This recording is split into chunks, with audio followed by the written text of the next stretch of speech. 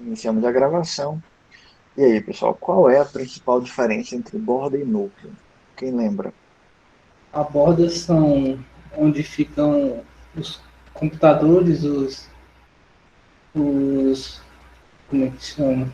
Os servidores, e no núcleo são onde fica o que pode ser também falado como se fosse uma ponte, que são os roteadores, que faz a comunicação entre os servidores e os computadores. Isso. Núcleo, vamos simplificar. Núcleos são roteadores, né? Temos um conjunto de roteadores que fazem justamente isso, né? Eles encaminham os pacotes da rede, eles criam esse processo de comunicação, de entregar pacote a pacote, até que saia da origem até o destinatário. Então, o núcleo é formado por roteadores. A Roteadores. borda. E nesses roteadores também tem os endereços de onde fica cada, cada envio de mensagem, por exemplo, cada envio de pacote. É como se fosse uma lista. Isso a gente vai melhorar um pouquinho essa definição em algumas aulas. Então, na borda, nós temos todos os dispositivos que estão conectados na internet, né, como computadores, notebooks, né, computador desktop, notebook, tablet, smart TV, etc. Então, hoje, nós vamos agora, pessoal, Professor, entender. Oi, pode falar. eu fiquei meio na dúvida assim, por que que um pacote para ser enviado a um destinatário tem que sair passando de roteador em roteador? Perfeito, ótima pergunta, Magno. Ah, deixa eu tentar responder de uma forma didática, mas é uma ótima pergunta. Mas por que tem que passar de roteador para roteador? Imagine que você quer ir de Salgueiro para a tua cidade, certo? Tu vai através de ruas, de estradas, né? Pode ser BR, pode ser uma estrada que não seja uma BR, mas tu tem que ir dirigindo, né, de carro ou de ônibus por algumas estradas, porque esse é o caminho que te liga à tua cidade. E nesse caminho, tu obrigatoriamente tem que passar por outras cidades, correto? É, É correto. porque também Pronto. não tem como se teletransportar, né, professor, de uma cidade para outra. Mas, Não é nem que se teletransportar, é porque você não tem uma ligação direta. Veja só, vamos ver essa figura aqui agora. Dado que eu já falei essa analogia, é, vamos pensar que você está aqui, ó, nesse professor, computador aqui. é, Oi. isso aí funciona como se fosse a pessoa fosse enviar uma carta para uma pessoa. Ela passa Uhum. de, como é o nome? Na, oh, meu Deus do céu, agora esqueci o nome. De que as cartas passam. Quando o cara vai fazendo, faz um pedido, comprar alguma Pelo coisa, correio? pelo correio, de correio em correio, como se eu fosse mandar uma carta de uma Isso. pessoa daqui para São Paulo. Aí ele ia passando de cidade em cidade, né? Isso, ele tem uma rota pré-definida, né, que ele vai entregando. Mas olha essa figura aqui, eu tenho esse computador, certo? Ah, professor, Ele se, quer se conectar. se caso eu Oi, sair aqui é porque enquanto a conexão aqui tá falhando. E eu tô tudo meio bem, gripado também. tudo bem. Melhores. Ó, tem esse servidor aqui que eu quero me conectar, tem esse computador. Por que que eu preciso passar de roteador em roteador aqui? Porque eu não tenho uma conexão, um cabo que me liga diretamente a esse servidor. Então, assim, eu não tenho como vir direto para ele. Se eu tivesse um cabo direto para ele, poderia acessá-lo diretamente, sem passar por roteadores, tranquilamente. Mas isso aqui não é viável. Eu não tenho como ter, por exemplo, um cabo me ligando diretamente a um servidor lá no Japão, aos Estados Unidos, na Europa ou aqui mesmo no Brasil. O que a gente tem é uma malha de roteadores, né, que a gente chama isso aqui de núcleo da rede. Então veja só, para eu me conectar aqui nesse servidor, a gente consegue perceber que eu tenho que seguir um caminho, né? Pode ser esse caminho aqui, por exemplo, né? Deixa eu botar uma outra cor que não seja vermelha,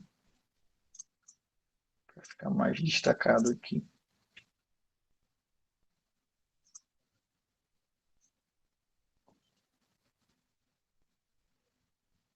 preciso seguir aqui, ó, um caminho. E nesse caminho, eu estou passando aqui, ó, esse pacote por vários roteadores. Então, eu passei por um, dois, três, quatro, cinco, seis roteadores para chegar aqui nesse servidor. Aí, respondendo a tua pergunta, mas por que eu tenho que passar? Porque é a única maneira que eu consigo alcançar aquele outro computador que está do outro lado. Porque eles têm que estar conectados de alguma forma.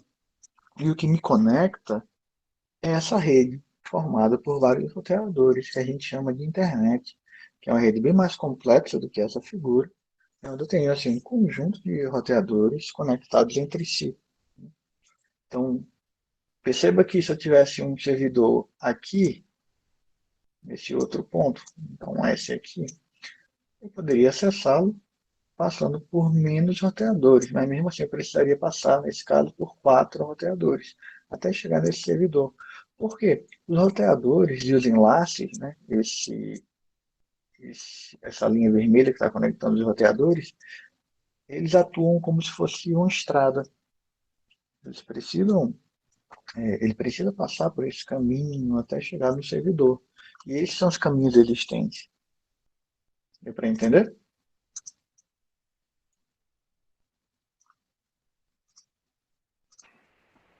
Entendi melhor agora, professor. Beleza. Aí pode surgir uma pergunta que é a seguinte agora. Como que esses roteadores entregam os pacotes, né? Como que eles recebem, repassam para outro roteador? Como é esse processo? É o que a gente vai tentar responder, não totalmente ainda hoje, mas pelo menos parcialmente, né? Nós Eles temos um têm, capítulo, nós eles temos um usam, capítulo 4, rapidinho, já um minuto só. Nós temos o capítulo 4 que é só sobre a camada de rede. A gente vai ver como funciona dentro de um roteador, como funciona a tabela de rota mais detalhadamente, mas hoje a gente já tem um início, né? Pode falar, Joelson. essas mensagens são arquivos, né, professor? Então eles usam um protocolo, algum protocolo, né? Qual é o protocolo que eu não estou lembrado, que eu li na apostila e não lembro, na hora de fazer a transferência? Na verdade, é um conjunto de protocolos, né? Nós temos várias etapas, a gente vai estudar isso. Nós temos protocolo desde a camada de aplicação, pode ser o HTTP, tem o protocolo da camada de transporte, tem o protocolo de rede, que é o IP, tem o protocolo. Então, tem uma série de protocolos que a gente vai ver direitinho. A gente vai ver uma camada de protocolos, uma pilha de protocolos, que a gente vai organizar isso em um modelo, né, de referência, que é o modelo TCP/IP. Mas a gente chega lá. Vamos com calma, que daí eu te respondo de forma mais gradual.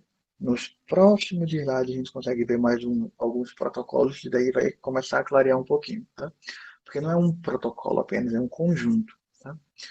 Então, tentando explicar como funciona a comutação, o que é essa palavra? O que é comutar? Né? Comutar basicamente é você receber e encaminhar para um caminho específico, para um outro lugar. Por exemplo, eu recebi um. Deixa eu só enxergar onde é que está minha setinha aqui, que é tão. Achei. Ó, chegou um pacote aqui nessa direção, nesse roteador.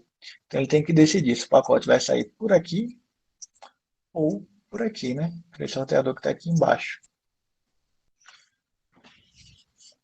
Então, comutar é basicamente isso, é receber um pacote e determinar por onde que ele vai sair, né? Você comuta, é esse processo de pegar o pacote numa porta de entrada e encaminhar para a porta de saída. Esse é um processo de comutar pacote, né? Deixa eu só ler os comentários aqui.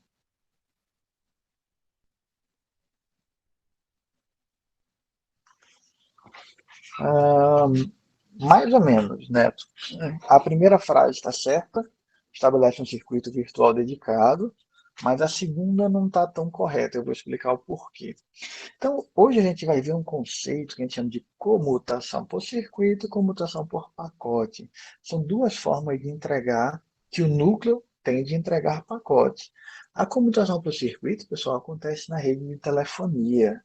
Aquela rede de telefonia fixa, né? Telefone fixo, que quase ninguém mais tem, pelo menos faz alguns anos que eu já não tenho telefone. Não sei se vocês têm telefone fixo. Então, o telefone fixo, o que que acontece? A gente tem uma reserva de recurso. Toda vez que a gente falar de comutação por circuito, estamos falando automaticamente de reserva de recurso. Como assim, professor? Quando a pessoa tira o telefone do gancho, né, o que que acontece? Ela cria um circuito virtual, a gente chama isso aqui de CV, né, de circuito virtual, onde esse circuito virtual tem uma reserva de recurso ponta a ponta, né, de um roteador até o outro lado. Um Essa circuito fim a fim, né? é recurso fim a fim, e essa reserva de recurso, ela faz com que, mesmo que você não esteja falando, você não está falando, tá? Mas o recurso está ali reservado. Então eu tenho aqui, ó, ponta a ponta, que é de um roteador para o outro. Então deixa outro roteador para o outro, deixa outro roteador para o outro, deixa outro para esse roteador, até o servidor final aqui, que a gente chama essa conexão aqui de uma reserva de recurso fim a fim. Tá? Isso é um conceito também da área de redes, é fim a fim e ponto a ponto. Tá? Que é muito simples. Né? Se eu tenho uma conexão direta física, de um roteador para o outro, de um computador para o roteador, a gente diz que isso é uma conexão ponto a ponto. Então, desse servidor para esse roteador aqui, isso aqui é uma conexão ponto a ponto. Mas quando a gente fala de uma conexão estabelecida entre esses computador e esse servidor, que a gente não sabe quantos roteadores, quantos enlaces tem no meio do caminho, a gente diz que é uma conexão fim a fim. Então, na comutação por circuito virtual, a gente tem uma reserva de recurso de uma ponta a outra. Então, a gente tem uma reserva de recurso fim a fim. Ficou claro? Essa definição de fim a fim, ponto a ponto. Sim. Fim a fim Sim. é quando você tem um conjunto de dispositivos conectados, mas você está com foco em quem está na ponta aqui. Por exemplo, esse computador. No caso, ele é praticamente tipo assim, um circuito dedicado exclusivamente para aquele aparelho, né? O circuito virtual, sim, mas quando a gente fala de uma conexão estabelecida fim a fim, ela é diferente de ponto a ponto, independente de ter reserva ou não. Fim a fim é, por exemplo, vocês estão conectados aqui, assistindo a aula, então tem uma conexão estabelecida fim a fim, de uma ponta a outra, entre o meu computador, o computador de vocês, que está recebendo os dados, minha voz, né, o streaming de voz. Mas ponto a ponto é do seu computador para o roteador que tem na casa de vocês. Ponto a ponto, tem um link físico, ou Wi-Fi, mas é um único salto. A gente diz que essa conexão ponto a ponto. Mas vamos voltar aqui para comutação de circuito virtual. Isso é bem simples. A ideia de circuito virtual é que a gente tem diferentes circuitos. O que a gente chama de circuito? É esse caminho aqui fechado, que foi estabelecido, a gente diz que isso aqui é um circuito, que está em linha vermelha. O que está em linha, deixa eu colocar o laser aqui, o que está em linha azul aqui é um outro circuito virtual. Então a gente tem o estabelecimento de vários circuitos que são reservas de um computador ao outro, de um computador ao servidor. E como que acontece? Vamos pegar um exemplo bem simples para a gente concretizar isso na nossa mente. Quando você tira o Professor, telefone do gancho, só um minuto, você tira o telefone do gancho, você faz uma ligação, certo? Aí você diz que aquele número, então é feita uma reserva do seu telefone pelo caminho até chegar no outro telefone, e aí fica reservado. Você, vocês lembram, né, que quando você usa o telefone fixo, tem corte, a ligação fica ruim, fica travando a voz, fica caindo. Sim ou não? não sei dizer não, professor, nunca usei não, telefone fixo, não. Quem já usou pode responder se o telefone fica caindo, se fica chiando, se fica cortando a voz, que nem a gente às vezes acontece durante a aula. E aí? Fica não, pô. Acho que fica aquele chiado, né? Aquele cortezinho. Fica não, gente. No telefone fixo, a não ser que o telefone esteja com algum problema, mas não altera. Quando a gente Aí, tira o telefone do gancho. Peraí, deixa então, eu. professor, É só se for de escada. tipo, então isso já é uma vantagem, né? E quais são as vantagens e desvantagens da comutação de pacotes e circuitos? Boa pergunta, né? Quando a gente tem comutação por circuito, veja, a gente tem uma reserva de recurso. Como a gente tem uma reserva de recurso, o que que acontece? A gente tem uma qualidade melhor. Por que que a gente tem uma qualidade melhor? Porque ela não varia, está reservado. É como se fosse o seguinte, vamos fazer uma analogia bem simples aqui. Imagine que você tem uma estrada que cabe muitos carros, né? Podem trafegar 10 carros de uma vez só, um do lado do outro, porque é muito grande essa estrada. Então você faz o seguinte, você diz, olha, nessa estrada, esse pedaço aqui está reservado para o carro aqui do Neto. Só o Neto que pode trafegar nesse pedaço da estrada, fica reservado para ele. Então ele vai conseguir ir e voltar rapidamente, sem problema. Mas ninguém mais pode usar aquele caminho enquanto o Neto estiver usando. E se ele parar o carro ou a moto e ficar parado, não importa, está reservado para ele. Então é isso que acontece na reserva de recursos. A gente reserva um caminho, uma parte da banda, uma parte da largura de banda, e mesmo que eu fique calado no telefone, eu não fale nada, fique mudo, está lá reservado para mim. Agora tem um problema aí. Qual é o problema? Não é infinito. Se a estrada passam 10 carros, e eu vou reservar um pedaço da estrada para cada um, eu vou atender no máximo, simultaneamente, a 10 clientes, a 10 pessoas. Então, qual é a desvantagem da computação por circuito? É que ela é mais difícil de gerenciar, porque você tem que ficar criando circuitos virtuais e Ela é desfazendo. limitada? E tem uma limitação de usuários, né? A gente não tem um compartilhamento proporcional ao número de usuários, não.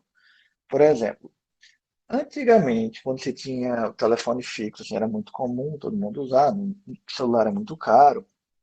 Quando dava final de ano, o pessoal começava a ligar, né, para desejar Feliz Natal, Feliz Ano Novo, né, no final do ano. E dependendo do horário, ficava muito congestionado, a gente não conseguia ligar. Ficava o telefone sem dar sinal, porque estava tudo ocupado. A gente tinha que esperar alguém desligar para conseguir ligar para outra pessoa. E daí, quando a gente estabelecia a conexão, show de bola. A gente conseguia falar normalmente. Hoje em dia, vocês ligam pelo WhatsApp, né, pelo Skype, usando a internet. Aí tem uma variação muito grande. Então, tem uma coisa que a gente chama de QoS. Né? Deixa eu escrever aqui. Daqui a pouco eu respondo os comentários, tá? QoS, que é Quality of Service, que é qualidade de serviço. Né? Qualidade de serviço. Então, a gente pode afirmar que na rede de comutação por circuito a gente tem uma alta qualidade de serviço. A gente consegue garantir a qualidade do serviço. Por quê? Porque tem uma reserva de recursos. Então, quando a gente fala de comutação por circuito, a gente está falando de reserva de recursos. Deixa eu só responder, tem uma pergunta aqui primeiro de Williane, daqui a pouco eu passo para a Joedson, rapidinho.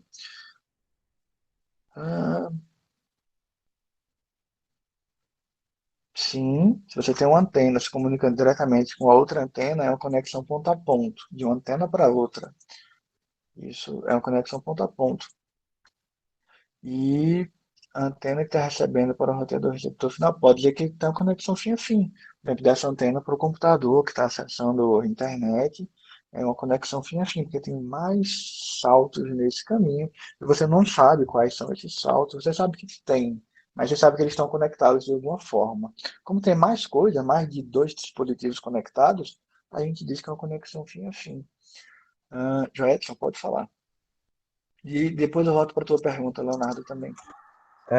Professor, então uma desvantagem que tem na comutação de pacotes também é na questão da ligação aí via internet. É que em certos lugares, né, a internet fica mais fraca e fica falhando, cortando.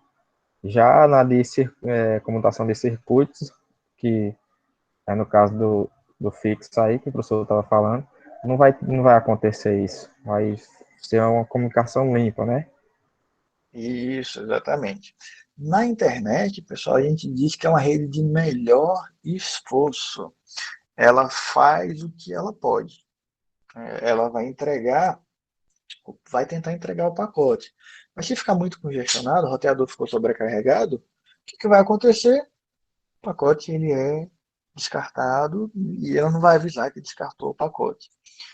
Então, é uma rede que a gente chama de melhor esforço, porque ela não garante a entrega do pacote, não tem reserva de recurso, ela pode ficar sobrecarregada.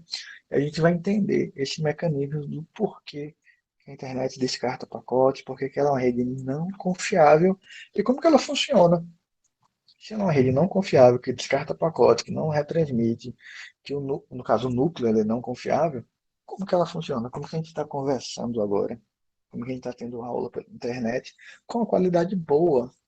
E você fala, mas professor, se a internet ela não consegue prover, se ela não consegue entregar uma qualidade de serviço, não consegue garantir, como é que eu estou lhe ouvindo bem?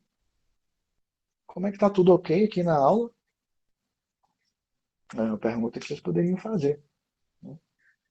Bom, vamos terminar aqui de ver comutação por circuito virtual, e daí eu respondo todas essas perguntas que eu mesmo fiz.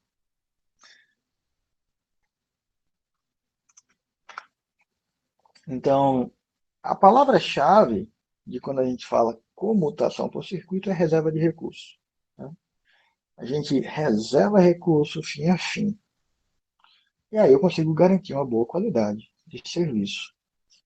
Em contrapartida, eu atendo um número menor de usuários, porque eu vou reservar recurso, como nesse exemplo aqui, eu tenho como mutação por divisão, multiplicação por divisão de frequência, que é basicamente o seguinte: é como uma rádio, né? Numa rádio você tem uma frequência para cada estação. Vocês já usaram rádio alguma vez na vida? Não sei. Aquele rádio que você vai selecionando a estação, acredito que a maioria de vocês já usou.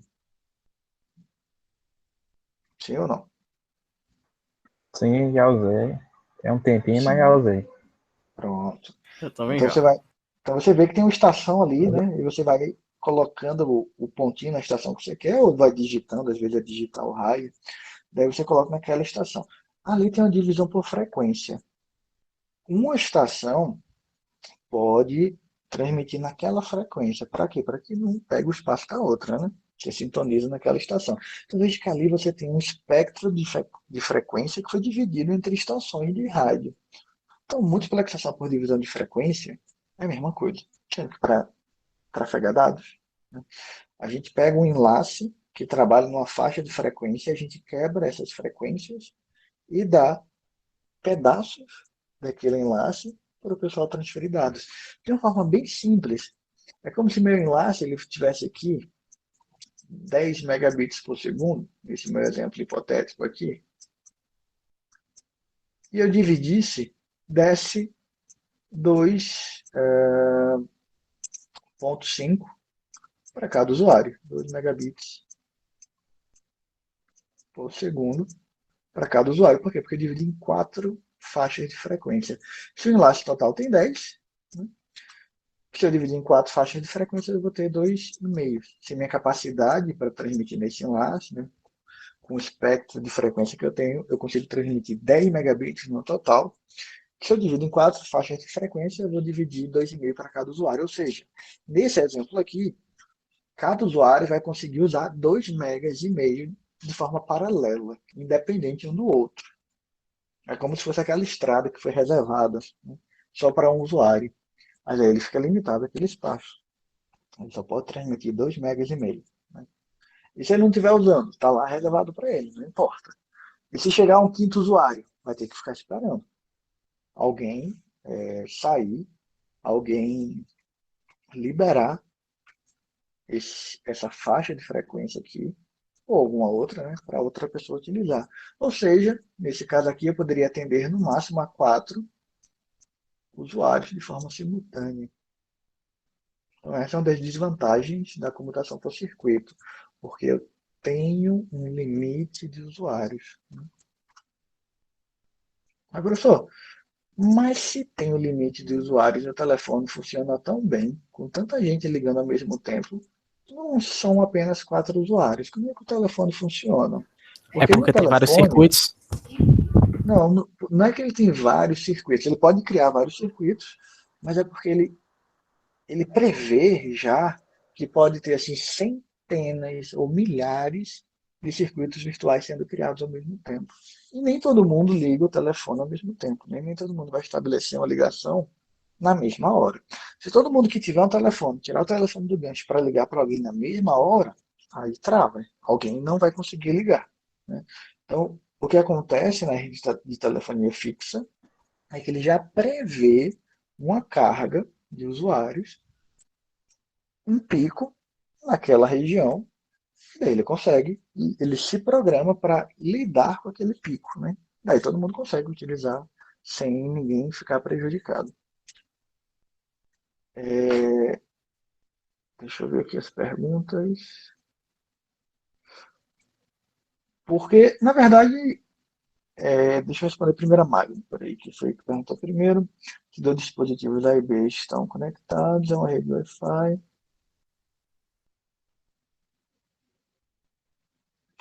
Ele tem, se todos estão na mesma rede Wi-Fi, Magno, se eu entendi correto a tua pergunta, eles não se comunicam diretamente. Tem que passar pelo roteador. O roteador é quem faz a conexão entre eles. Por exemplo, se você tem 2 computadores na tua casa, na mesma rede Wi-Fi, e está transferindo um arquivo de um para o outro, ele passa pelo roteador primeiro, porque o roteador é esse ponto que conecta os 2 computadores. Você não tem o Wi-Fi direto de um computador para o outro. Né? Você pode até configurar no Android, no celular mais novo, tem uma tecnologia chamada Wi-Fi Direct. Né? Aí você permite se comunicar diretamente um computador com o outro, celular com o computador. Mas assim, na casa da gente, normalmente, a gente tem um roteador, que é o ponto de acesso da gente. Daí a gente pode conectar vários dispositivos nesse roteador. Totalmente Wi-Fi ou por cabo. Mas todo mundo passa por esse roteador para se comunicar. Tá? Beleza.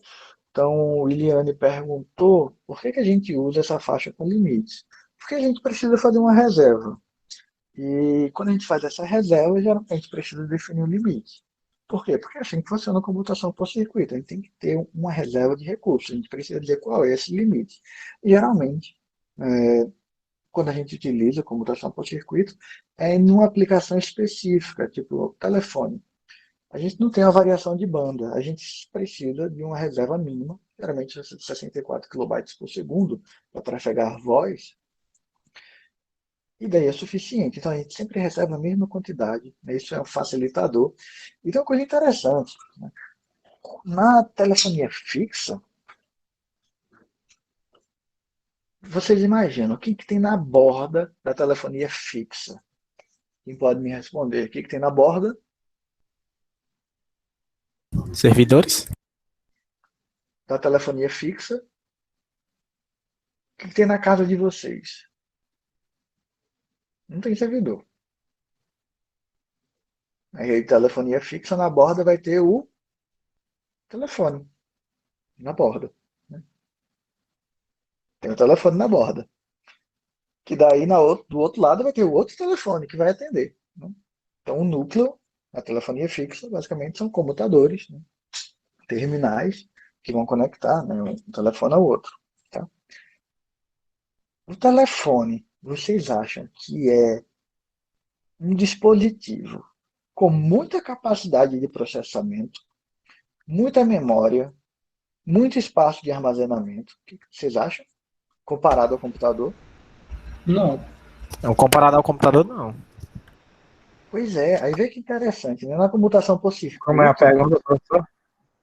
vocês acham que o telefone, ele tem fixo, né, que a gente tem em casa, ou que vocês já tiveram, ele tem uma capacidade de processamento, de memória, de armazenamento muito grande, quando a gente compara com o computador? Não, né?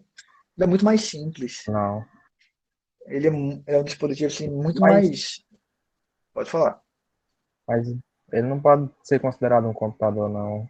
Ele não tem ali um circuito nem nada, ou pode? Sim, até pode, né? Pode dizer que é um computador muito simples, né? Porque ele até consegue armazenar o último número que você ligou, né? Mas assim, geralmente não chamam um telefone de computador, né? Mas do ponto de vista de que ele tem consegue processar alguma coisa, ele tem uma certa capacidade de memória, etc., nem pode dizer que ele é um computador muito simples, tá? Mas isso é mais uma questão filosófica. O ponto é, na computação por circuito, a borda é muito mais simples, porque são dispositivos que têm um papel muito específico e sempre fazem a mesma coisa, que é telefonar. E eu sempre vou precisar reservar a mesma quantidade de recursos, que é 64 kilobytes por segundo, porque essa é a única aplicação que existe nessa rede. Então o núcleo, ele tem que se comunicar constantemente quando eu vou ligar para alguém para estabelecer essa reserva e a 164 kilobits por segundo. Agora imagine o cenário, esse cenário na internet. Isso é uma loucura, porque assim, eu ia precisar reservar diferentes quantidades de recurso para cada tipo de aplicação que estivesse rodando. Se eu E estivesse são executando um muitas, né? jogo, são infinitas, né? Porque se eu estivesse jogando um jogo, até os jogos entre si variam a quantidade de banda que eu preciso para jogar. Tem jogo que eu preciso de mais banda, menos banda. Tem uns que o atraso é mais importante, outros nem tanto. Ou se eu for ver um vídeo, dependendo da qualidade de vídeo que eu estou assistindo, eu vou precisar de mais banda ou de menos banda. Como eu falei para vocês, não lembro se foi ano passado, retrasado, mas se eu vou assistir um vídeo em 4K, daí eu vou precisar de pelo menos 15 megabits por segundo. Então, eu tenho que ter uma reserva de 15 megabits por segundo ou 20 megabits por segundo. É muita coisa. E daí, a capacidade do processo do roteador de ficar reservando vários circuitos virtuais com diferentes capacidades ia ser uma coisa assim, muito custosa computacionalmente. Então, a internet ela é muito mais simples e a gente chama isso de computação por pacote. A gente vai chegar daqui a pouquinho na computação por pacote e entender como que ela funciona. O que eu quero que vocês entendam agora é que a computação por circuito, ela existe, funciona muito bem na rede de telefonia fixa, para o propósito que ela tem. Funciona muito bem, é pouco recurso que precisa ser reservado, tá? E ele proporciona uma boa qualidade de serviço, você não tem variação, você não fica com a voz cortando, o telefone fica caindo. Quem usou telefone fixo lembra que telefone, a ligação fica boa, show de bola, né?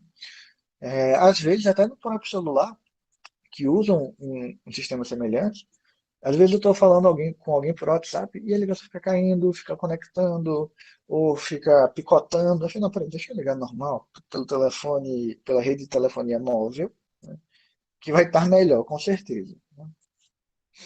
Pode falar, Joelson. Qual dessas duas comutações são mais sujeitas a falhas? Qual delas tem mais probabilidade de falhar?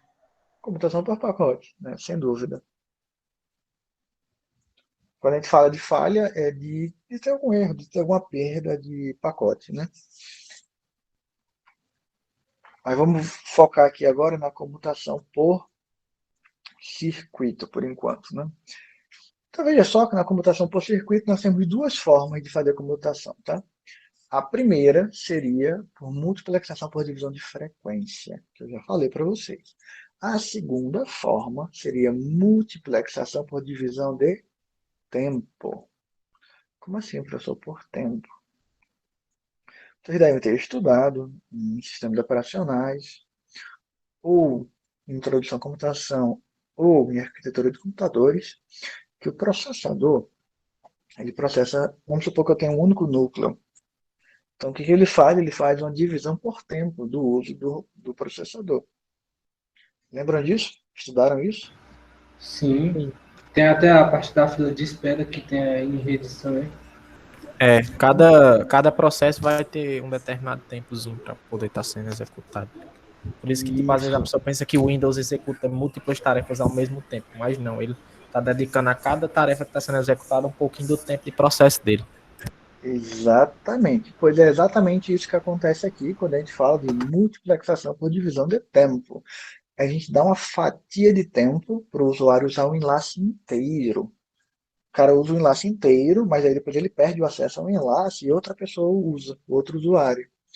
Mas a gente vai dando fatias de tempo de forma cíclica, igual acontece com o processador. Ele dá uma fatia de tempo para processar um processo, depois outro, depois ele volta. Daí dá essa ideia de paralelismo, né? Então a gente tem a multiplexação por divisão de tempo e multiplexação por divisão de frequência. Nesse exemplo aqui, eu tenho 4 slots de frequência e 4 slots de tempo. Vamos supor que o enlace é igual, é 10 megabits. 10 megabits para um, 10 megabits para o outro aqui embaixo. Qual que vai ser mais rápido? Por frequência ou por tempo?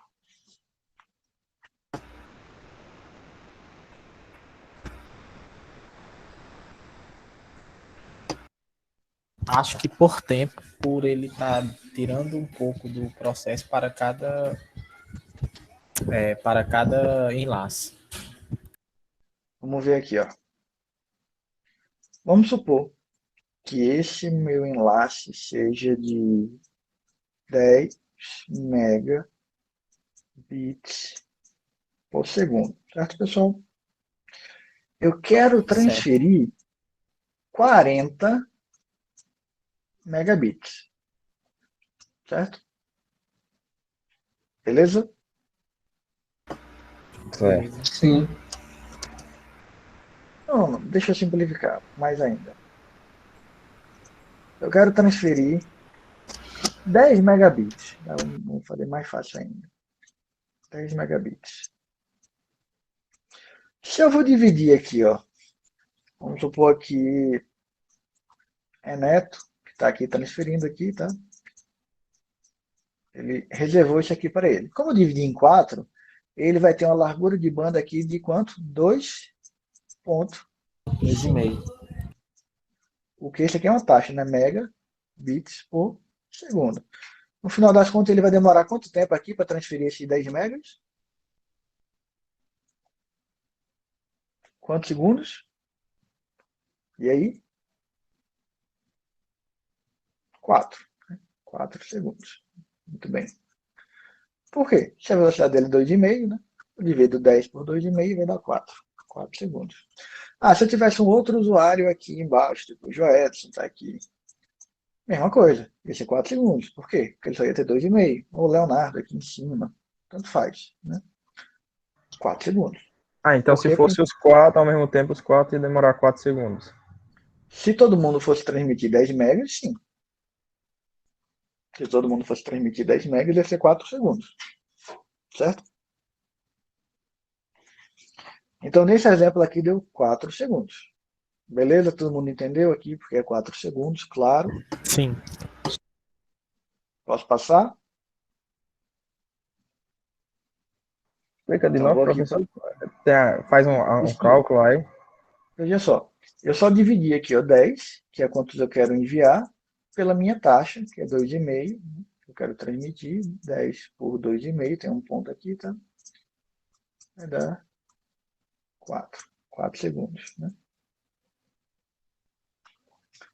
É mais ou menos o seguinte, gente. Imagine que você tem uma velocidade, uma pista, 100 quilômetros. Não, essa não é uma analogia boa, não. Deixa eu apagar aqui de novo. Você quer transmitir 10 megabits por segundo. 10 megas, tá? Esse enlace todo aqui, ele tem uma capacidade de 10 megabits por segundo. Se você tivesse o enlace inteiro disponível para você, se você quer transmitir 10 megas, e a sua velocidade é 10 megabits por segundo, você vai demorar aqui 1 segundo para enviar 10 megas, ou para receber. Tá? Porque você tem todo o enlace. Mas eu estou limitando, eu estou fatiando esse enlace em pedaços. Então você não vai ter 10 megabits disponível para transmitir, para usar. Você vai ter 2,5, porque eu dividi para 4. Então 2 megabits por segundo aqui. Como você só pode transmitir 2 megabits a cada segundo, quando passar um segundo, você transmitiu 2,5. Quando passar 2 segundos, você transmitiu 5. Quando passar 3 segundos, 7,5. Quando passar 4 segundos, 10. Então é basicamente isso. Você vai ter a quantidade de dados dividido pela sua velocidade. Aí você vai ter o tempo, né? Ou seja, é o tamanho do pacote dividido pela velocidade, pela tua largura de banda. Ah, Eu então quero agora eu enviar entendi. quanto? Quero enviar 10 megas. Com a minha velocidade, 2,5. 10 por 2,5 vai demorar 4 segundos. Aí sempre vai Tranquilo isso? dividir o tempo pela velocidade, né? Não, ter tamanho. Ter tamanho. Ou tamanho, Ter quer dizer. tamanho. Sim, sim. É que nem. Professor, é, Pode falar. na computação de circuito não usa internet, né? É, Podemos utilizar, mas eu vou explicar daqui a pouquinho melhor essa tua pergunta. É uma pergunta é, que não é tão é simples porque de responder. não utilizar a computação de internet, ou a computação de circuitos na internet. Veja, a rede que a gente chama hoje de internet, ela tem características próprias, que é não utilizar a comutação de circuito para que a gente tenha um número maior de usuários conectados. Antigamente, a rede de telefonia se conectava à internet. Então, a gente tinha rede de computação por circuito num pedaço, em determinado momento ela se conectava na internet. Era um mix, né? Quando a gente ligava discado. Né? A gente tinha uma reserva de recursos da conexão discada que a gente estava utilizando, e a gente usava a rede de telefonia fixa até um certo ponto, daí era comutação por circuito, mas em determinado momento a rede de telefonia se conectava na internet. Aí ela não tinha controle, era compartilhado para todo mundo. Mas deixa a gente chegar lá na computação por pacote que eu explico um pouquinho melhor como é que funciona a internet. Vamos só terminar essa parte de comutação, de multiplexação por divisão de tempo. Vamos pegar o mesmo exemplo aqui, pessoal, só para a gente ter clareza em qual é o melhor, tá? Vamos pegar esse mesmo exemplo que eu quero transmitir 10 megabits por segundo, certo? Certo. E daí eu vou quebrar agora aqui o meu enlace em fatias de tempo. O que vai acontecer? Eu vou dar para esse usuário uma fatia de tempo aqui bem pequena que vai. Se eu der, por exemplo, um segundo para esse usuário, um segundo, vamos pegar esse exemplo, é um exemplo interessante, tá? Não, não é. Parece, mas não é. Veja só. Esse exemplo foi bem legal. Vamos pegar esse exemplo aqui. Se eu der um segundo do enlace para esse cara aqui, então ele vai ter quanto do enlace disponível? 10 megas. E se eu quiser transferir 10 megas, ele vai transferir tudo em um segundo. Aí parece que é melhor, né? Mas vamos mudar esse número.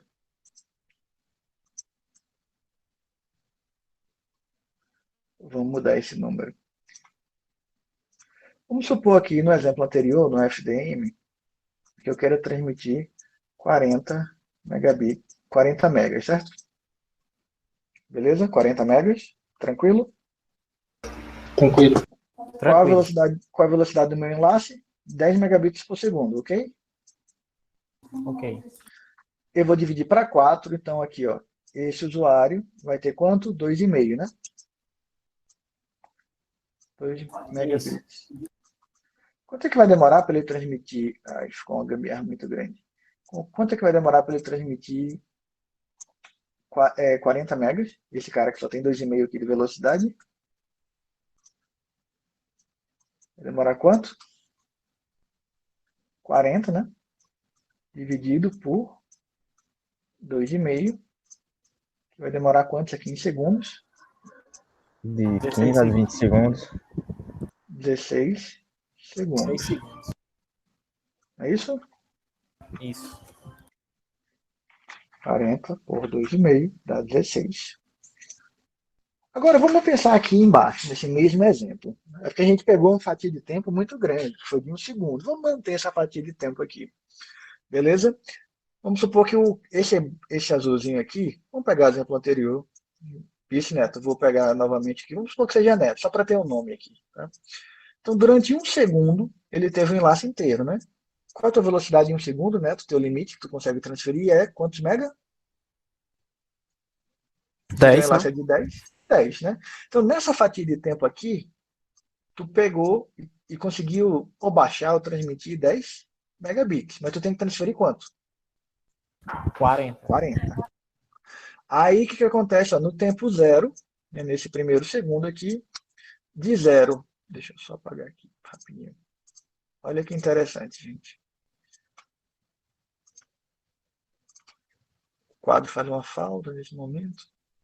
De 0 a 1 segundo, ele transmitiu 10 10 megabits. megabits.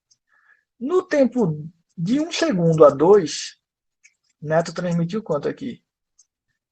20? Zero. Zero. Nenhum. Por quê? Porque tá para outro usuário aqui, tá para esse usuário aqui. Porque é dividido, né? Cada, Aí cada vê só, usuário vai receber um. de Então, no caso, vai 2 ficar um a, negócio meio incompleto, né? ó, vê Cada- só, de 2 a 3 aqui, ó, foi esse usuário que ganhou acesso. Então, Neto transmitiu quanto aqui? Zero. De 3 a 4 aqui, Neto transmitiu quanto aqui? Zero. também. Ele vai transmitir de novo aqui, ó, tá? Nesse intervalo de tempo aqui, ó, em 4 segundos, veja só, em 4 segundos tu transmitiu quantos mega, Neto? 10. Ó, 10 megas em 4 segundos. Qual é a tua velocidade média de transmissão aqui? Qual é a tua taxa? A taxa ou o que tem que transmitir? A tua 2,5. taxa, a tua taxa média de transmissão qual é? 2,5. E aqui em cima, qual era a taxa média de transmissão? 2,5. É a mesma coisa. Percebe que é igual? Se eu divido em, na quantidade de faixas de frequência, 4 faixas de frequência e 4 fatias de tempo, é a mesma coisa. Assim, em relação à proporção, à velocidade que cada um vai usar, é a mesma coisa. Beleza? Então, no caso, utilizando um ou outro, não vai ter diferença. Não, não tem um melhor. Na verdade, é só um método que você pode usar. Ou multiplexação por divisão de frequência, ou multiplexação por divisão de tempo. Se a quantidade de slots é a mesma, eu uso 4 slots de tempo e 4 slots de frequência, então a taxa média de transmissão é a mesma, nos dois exemplos. Não E com muda. slots diferentes, tipo, se aumentasse. Bom, aí você tem que fazer o cálculo, né? Se eu tenho 5 slots, então eu vou dividir para 5. Aí, obviamente, que a tua velocidade vai cair. A tua taxa de transmissão vai cair, né? Porque eu estou dividindo para mais pessoas. Quanto mais pessoas, menor a taxa será, no caso. Perfeito, porque se eu estou compartilhando, quanto mais gente, menor é a tua velocidade, a tua taxa de transmissão. Pois beleza. Então, tudo isso aqui foi para a gente entender, de forma resumida, é que a comutação por circuito ela tem uma coisa muito básica que vocês têm que lembrar. Quando eu falar de comutação por circuito, vocês têm que lembrar de reserva de recurso. E como eu posso fazer essa reserva de recurso? A gente estudou aqui duas formas. Multiplexação por divisão de frequência e multiplexação por divisão de tempo. Né? Aqui está em inglês. Né? Aí o M é de multiplexação, o D é de divisão e o F é de frequência. E o TDM é multiplexação por divisão de tempo. Beleza? Beleza. Então, um é por Ok. frequência, outro é por tempo. Tem diferença entre eles na prática, assim, de ter uma de velocidade? Não. Teoricamente, na média, é a mesma coisa.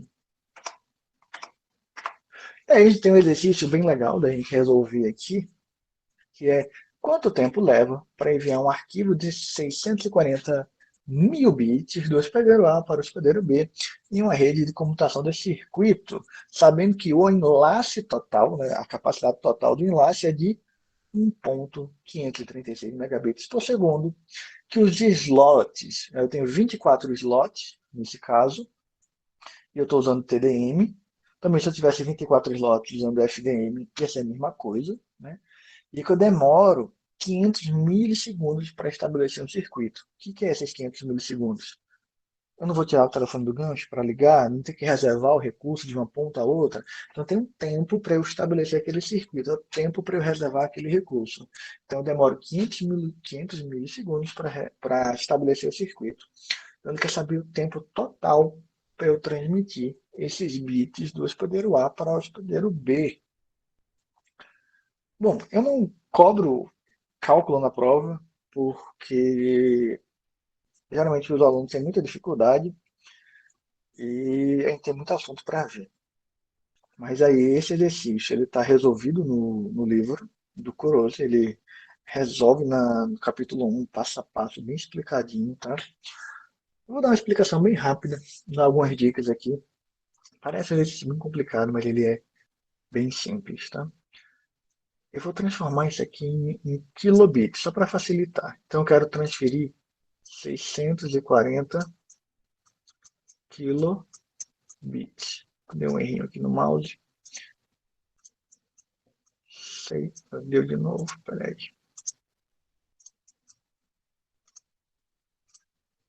640 kilobits é que eu quero transmitir. Transformei isso aqui em kilobits, tá? Beleza? Eu vou transformar tudo para a mesma unidade, tá? Então eu vou transformar isso aqui agora em kilobits. Vou transformar por 1000. Então vai ser 1536 kilobits por segundo. Desculpem a letra, pessoal. Já é ruim normalmente no quadro. Com o mouse fica pior ainda. Acontece. Daí eu vou. Isso aqui é meu enlace total, tá? Em kilobits. Né? Tô colocando tudo na mesma unidade. Daí eu vou dividir isso aqui por 24. Né? Eu tenho isso aqui, minha capacidade total do enlace, 1536. Vou dividir por 24 para saber qual é o pedaço que eu tenho direito. Qual o slot que eu tenho direito? Qual é a capacidade do slot? Se eu vou receber apenas um slot, qual é a minha capacidade? A gente divide aqui. 1536 dividido por 24 vai dar 64 kilobits por segundo para cada slot. Então se a minha velocidade é 64 kilobits por segundo, eu quero transferir 640 kilobits, é só eu pegar 640 agora, dividido pela minha velocidade, que é 64. Então isso aqui vai demorar 10 segundos. Então meu tempo total é 10 segundos, mais meio segundo, né, que é o tempo para estabelecer o circuito. Resposta final, 10,5. Tá? Mas enfim, eu vou pular isso aqui, tá? Não vou perder muito tempo explicando esse cálculo, porque tem no livro a resposta, vocês vão ver bem direitinho. E o mouse aqui não ajuda muito para explicar. Já está dando um errinho aqui na hora que eu vou escrever, fica puxando para o lado sozinho. E daí não vai cair na prova. Tá? Essa parte de cálculo não vou cobrar. Então, qualquer dúvida, dê uma olhadinha lá no livro. Se não entender, vocês podem me perguntar depois, sem problema algum. Então, em resumo, vamos chegando aqui ao final dessa sessão. Em resumo, qual é o melhor? Nós não temos o melhor em relação à comutação por pacote, comutação por circuito. Cada um tem uma característica e um propósito diferente. Daí a gente vai agora entender como que funciona um pouco melhor a internet. Tá? O que a gente tem na internet é o que a gente chama de comutação por pacote. Então, só para a gente ter clareza, deixa eu voltar para cá só porque tem mais espaço. Tá? Eu tenho duas formas de comutação. O meu mouse está muito ruim. Se é algum pelo do cachorro aqui. Deixa eu limpar aqui o mouse. Ver se agora vai. Pronto, deixa eu apagar aqui de novo. Eu tenho duas formas de comutação. Comutação por circuito. Melhorou não. Piorou. Jesus. Deixa eu ver aqui. Comutação. Não, tá. Esquece o mouse, pessoal. Eu vou mostrar aqui de outra forma. Que fica melhor.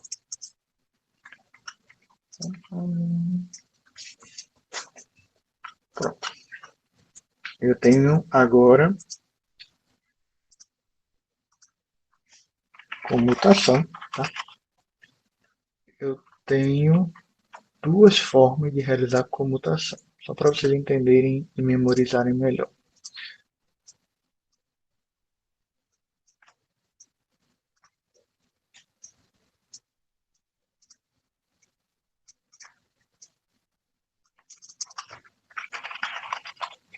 Por circuito, tá? Circuito virtual, e por pacote.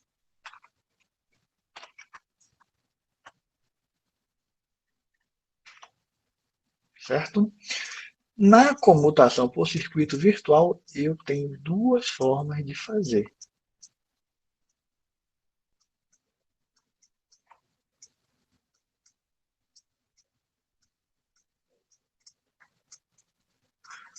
Que é FDM e TDM. Beleza? Então, quando eu falar de FDM e TDM, eu estou falando de circuito virtual. Multiplexação por divisão de frequência, multiplexação por divisão de tempo. E quando eu falar de comutação por pacote, só tem uma forma de fazer comutação por pacote, que é a que a gente vai falar agora. Claro aqui? Claro. Para vocês Sim, memorizarem. professor. Show de bola. Vamos voltar Cachorro para em esse. vida boa ali. Esse cachorro tem uma vida difícil demais. Vamos voltar para esse exercício que vai cair na prova. Aquele que não vai cair na prova. Então, o que acontece na comutação por circuito? A gente chama isso aqui de multiplexação estatística.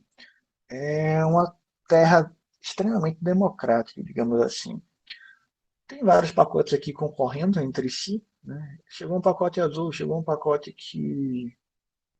marrom ou vermelho, sei lá.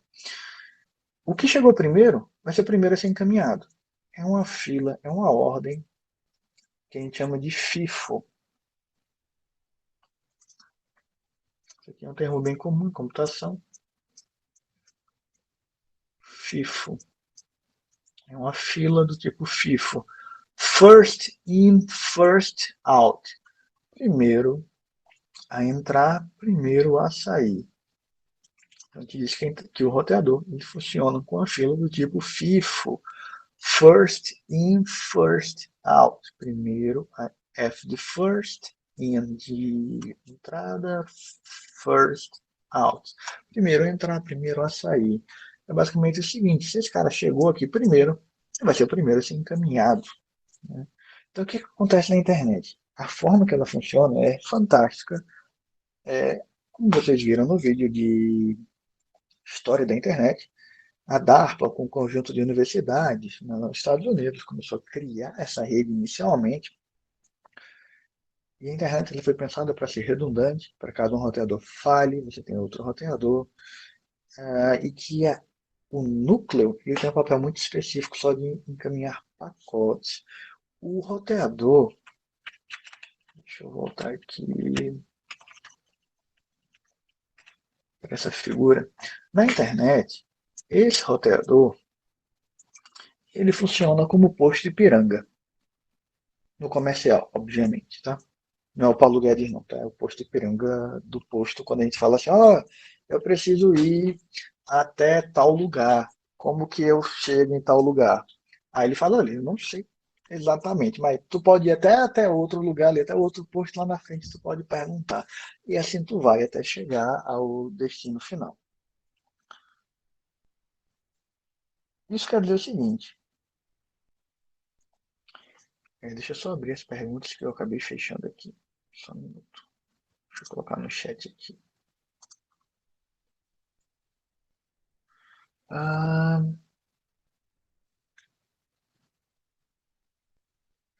Joelson, no Kurose e o que eu estudei, eu só vejo esses dois tipos, tá? De multiplexação por divisão de frequência e tempo.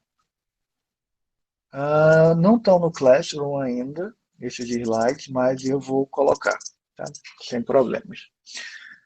Voltando aqui para o que eu estava falando de comutação por pacote, é bem interessante a gente entender para a gente perceber qual a diferença para a comutação por circuito. Cada roteador ele vai ter uma tabela própria.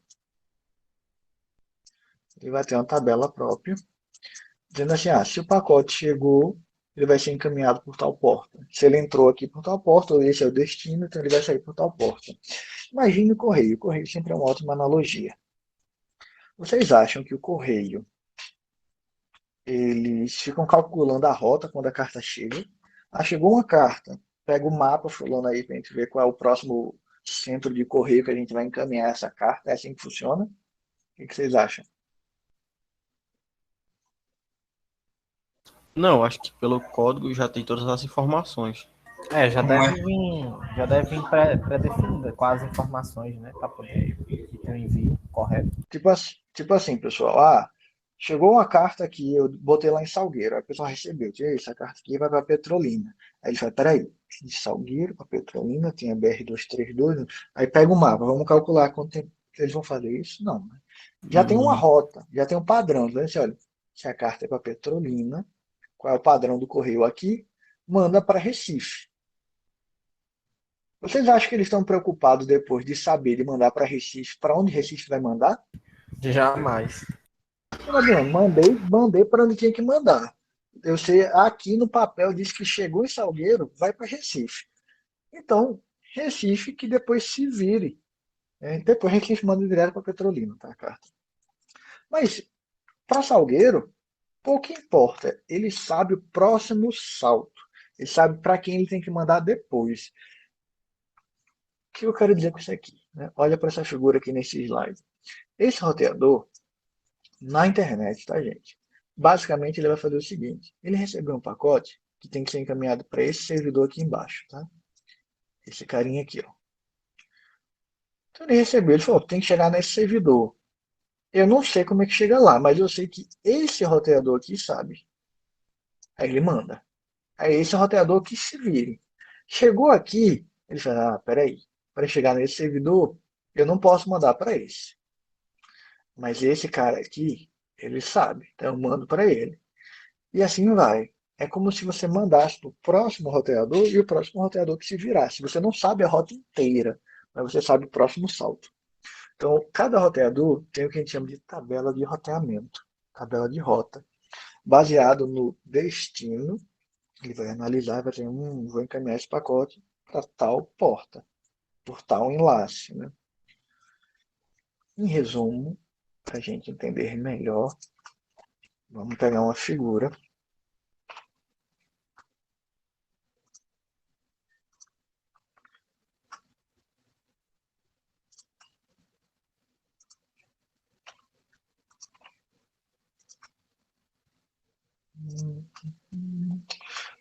Só um minuto.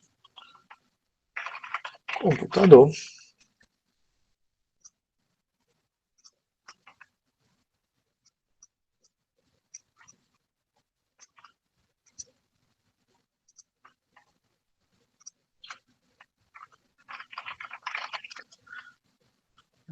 Não tá legal essa figura de roteador.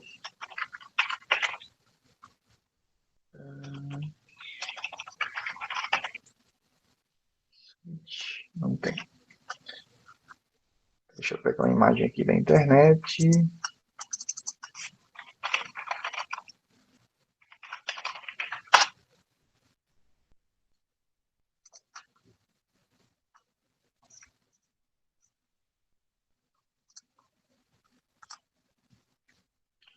Então tem um computador de um lado e do outro. Eles querem se comunicar. O que acontece aqui? Porque essa figura até é grande que só.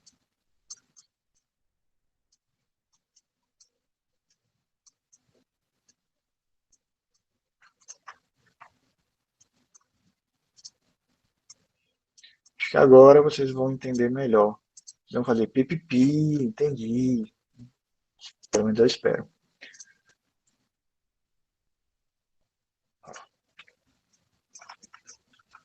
Eu tenho um conjunto de roteadores. Esses roteadores a gente chama de cascateamento. Eles estão conectados um ao outro. Então aqui, deixa eu aumentar um pouquinho.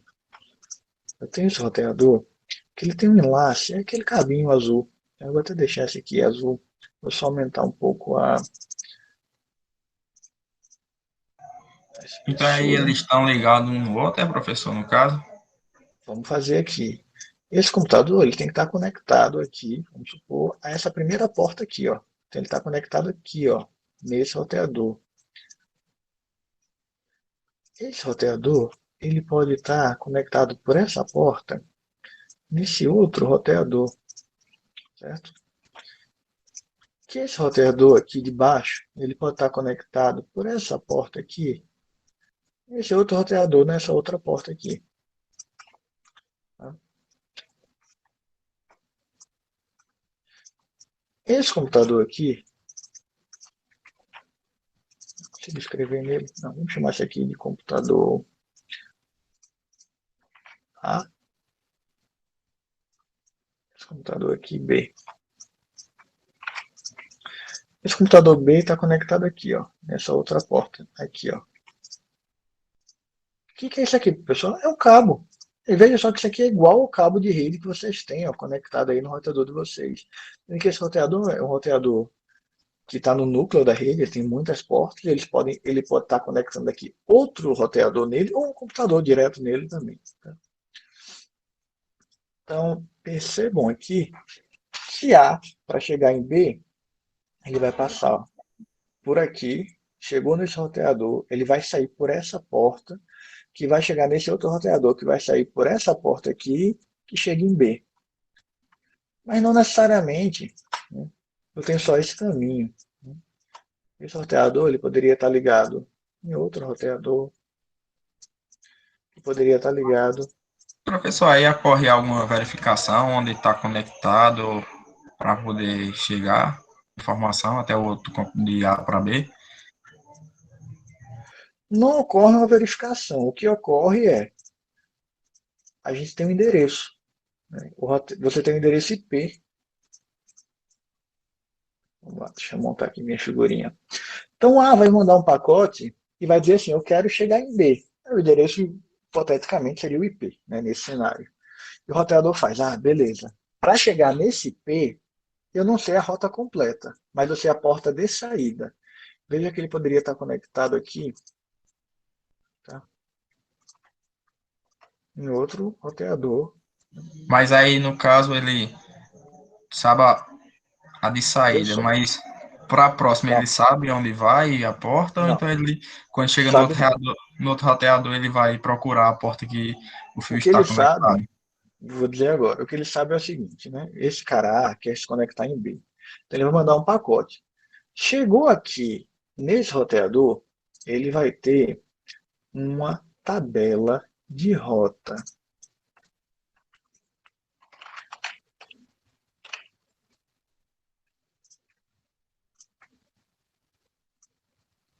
Que vai dizer o seguinte. Esse desenho ficou horrível de tabela.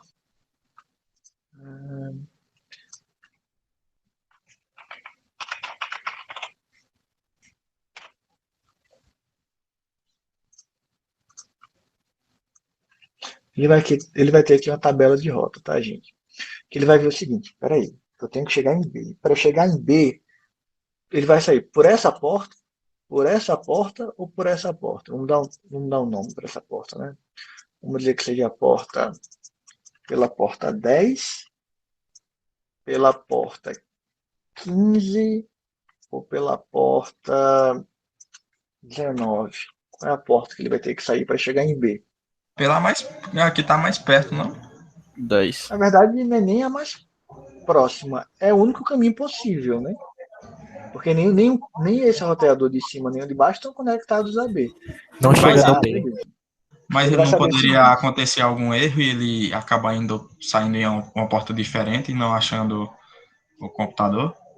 pode se tiver um erro de roteamento. Aí é uma falha muito grave, porque ele nunca vai chegar lá. Então a gente tem técnicas e algoritmos para evitar erros de roteamento, né? Mas Aí nesse então, caso seria perdido, né, o arquivo e não iria chegar no local determinado. Sim, seria perdido. Sim. Não ia ser possível estabelecer a conexão, né? Isso não é comum, na verdade é extremamente incomum, né? É bem raro. Pode acontecer, pode, mas é muito raro. E qual linguagem é usada? Ou são várias linguagens de programação? Não tem uma linguagem de programação específica para programar o roteador. O roteador ele vem de fábrica já programado, né? A gente só conecta, a gente não programa Então, no roteador. como ele é programado, professor? Oi? Desculpa. Como é que é programado o roteador na fábrica? Assim? Vai depender de fábrica para fábrica ou todas seguem um padrão de Peraí, para a gente chega já lá. Deixa eu só explicar um pouco melhor essa figura aqui, tá? Então, o que que acontece, né? Nessa tabela de roteamento, esse roteador aqui, ele vai fazer o seguinte. Recebi pacote de A, ele quer chegar em B. Então, eu sei que ele tem que sair pela porta 10. Daí ele envia o pacote pela porta 10. Chegou aqui, esse roteador vai ter a tabela de... Opa, voltando aqui. Ele vai ter a tabela de rota dele. Cada roteador tem a sua própria tabela de rota, né? Isso é muito fácil de você entender, porque o Salgueiro vai ter a tabela de rota dele. Chegou aqui uma carta para Petrolina. Pela nossa tabela de rota, vai para Recife. Chegou em Recife, a mesma carta que eu enviei de Salgueiro, ele vai olhar, eu tenho que chegar em Petrolina. Para chegar em Petrolina, vai direto um carro para lá. Ele tem a tabela de rota dele, não pode ser igual, né? Então, cada roteador tem sua própria tabela de rota. Daí, A enviou o pacote aqui, chegou nesse roteador, ele fala, sai pela porta 10. Chegou nesse roteador, ele vai olhar, para chegar em B, ele vai sair por esse enlace aqui, da direita, né? Aí chegou aqui, esse roteador vai dizer, beleza, para chegar em B eu tenho a conexão direta com ele, então o pacote chegou em B, né? Vamos fazer o pacote aqui. O desenho do pacote. Essa tabela é criada quando acontece a primeira conexão com a internet? Bom, aí a gente não tem tempo de eu explicar, só tem 1 minuto, mas a gente vai aprender isso. Como a tabela tem um protocolo específico para isso, que ele cria de forma, a gente fala de forma autonômica, mas isso aí é um assunto para outra aula. Vamos só professor, entender. aí no caso de ter, tipo assim, vários caminhos, ele pode atender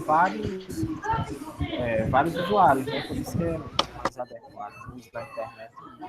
Isso, vou explicar isso aí. Vou explicar isso aí para a gente finalizar.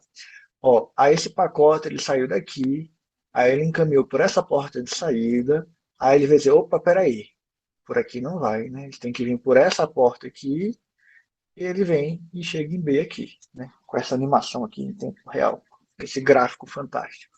E daí ele saiu aqui e chegou em B. Então, basicamente, o que cada roteador decide é a porta de saída. Ele não sabe a rota inteira. Então, por que que a gente diz que é uma rede de melhor esforço? Por que que a gente diz que... Tá bom, Kelvin, tentarei. Eu sempre tento explicar assim, um pouquinho na prática para ficar um pouco mais palpável, né? Porque às vezes pelo slide do livro não fica tão claro. Mas deixa eu correr um pouquinho, que a gente já está sem tempo, para vocês não se atrasarem para outra aula. Por que a gente diz que é diferente da computação por circuito? Porque não tem uma reserva de recurso. Ele não reserva para mim esse caminho. Está lá disponível, eu vou usar. Eu acabei de enviar o pacote, não está passando mais nada, está disponível para o próximo. Ou se eu tenho múltiplos usuários, aí o que, que vai acontecer aqui? Vamos botar aqui um pacotinho. Vamos supor que cada cor é um usuário diferente, tá? Cadê?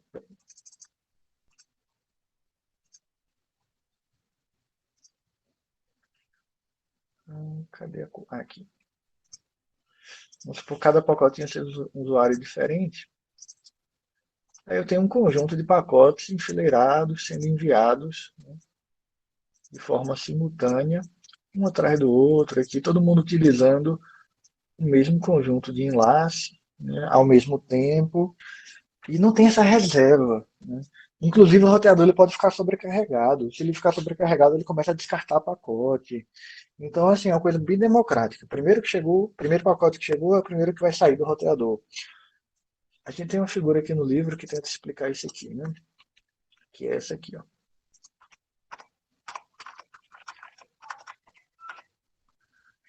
Veja que aqui chegaram 2 pacotes azul, chegou um marrom. Poderia ter essa mistura de pacotes. E o roteador, à medida que vai recebendo pacotes, ele vai enviando. Ele não tem essa reserva, né? Por isso que a gente diz, é uma rede de melhor esforço. Ele faz o que pode. Ele pode ficar sobrecarregado, pode começar a perder pacote, não tem reserva, ele não sabe a rota. O que ele sabe é o próximo salto. Ele sabe o próximo salto. Tá? Acabou o nosso tempo, eu vou parar por aqui. A gente já passou 3 minutos da aula. E é isso. Só para a gente fechar a aula, pessoal, alguma dúvida? Joedson tinha falado alguma coisa, não me lembro o que foi, Joedson. Pessoal, tá momento. Dá pra. Vamos esperar a próxima aula, né? A gente ajudou, mas foi tranquilo a aula. Foi boa aula. Vou dar uma lida na apostila e elaborar mais umas perguntas do que eu Tem não alguma entendi. dúvida rápida para a gente tirar? No momento, não. Então, tranquilo, pessoal. Desculpa aí o tempo que eu passei. Uma boa aula para vocês agora. E a gente se vê semana que vem. Eu já vou subir os vídeos, acho que tem 2 aulas que eu não subi. Vou subir agora. Essas 3 aulas, as 2 passadas, dessa de hoje. E coloco os slides lá, tá bom? Até mais, pessoal. Uma boa noite para vocês. Até, Professor, boa noite.